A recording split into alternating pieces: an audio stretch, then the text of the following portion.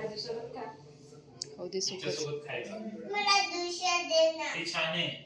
मला दुसरा दे. दुसरं काय? हे तुझं आहे. हे तुझं आहे. नाही. हे तुझं आहे.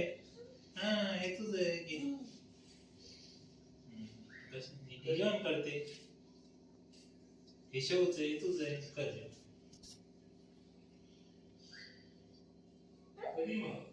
कपडा. तुझे काय काम आहे? आधी करून दे.